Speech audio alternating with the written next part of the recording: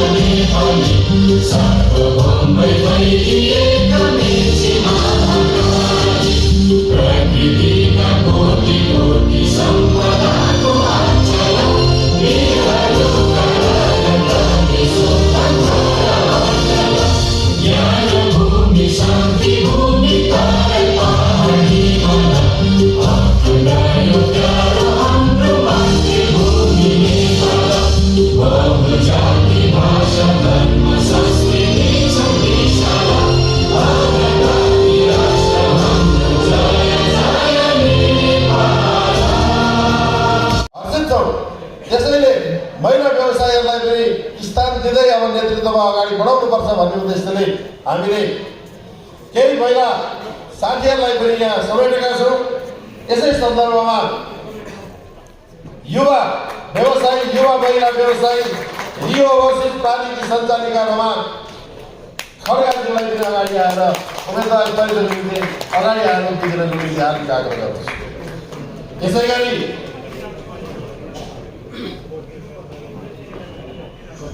गरी अर्की महिला व्यवसायी तपाईहरु सबैले चिनेकै नाम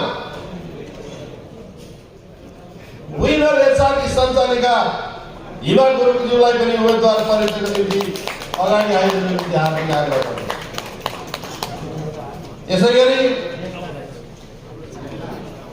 हामीले यो समूह निर्माण गर्दा सबै खाले उमेर समूहलाई हामीले प्रतिनिधित्व गराएका छौँ।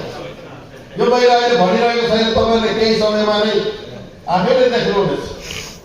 यसै सन्दर्भमा जो नयाँ जोसका जाँगरका साथी व्यवसायमा लाग्नुभएका युवा व्यवसायी गल्फ इम्पायर ओभरसिज प्रालीका सञ्चालक दिनेश बस्नेतज्यूलाई पनि उम्मेदवार परिचयको निम्ति म अगाडि रोमा आमन्त्रण गर्दछु। दिनेश बस्नेतज्यू उहाँ पनि बाहिर हुनुहुन्छ। यसै गरी युवा व्यवसायी र सिंह तराई क्षेत्रबाट प्रतिनिधित्व गर्ने व्यवसायी साथीहरूको तर्फबाट हामीले केही गल्फ इम्पायर ओभरसिज प्रालीका सञ्चालक युवा व्यवसायी दिनेश बस्नेतज्यूलाई अगाडि आएर उम्मेदवार परिचयको निम्ति हार्दिक आग्रह गर्छु।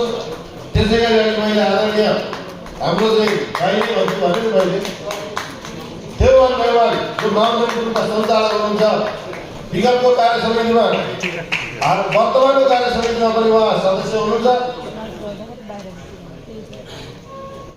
जति बेला प्रगतिशील वैश्विक व्यवसायी मञ्च नेपालको निर्माण गर्दै थियौँ त्यति बेला म अध्यक्ष थिएँ, उहाँ धेरै कार्य समितिको सचिव हुनुहुन्थ्यो।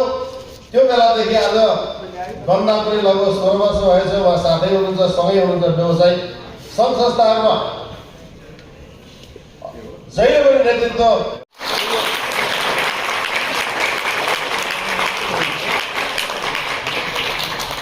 आदरणीय साथीहरू, मैले अघि एउटा कुरा भनेको थिएँ, मैले भनेको मात्रै तपाईँले देख्न पाउनुहुन्छ।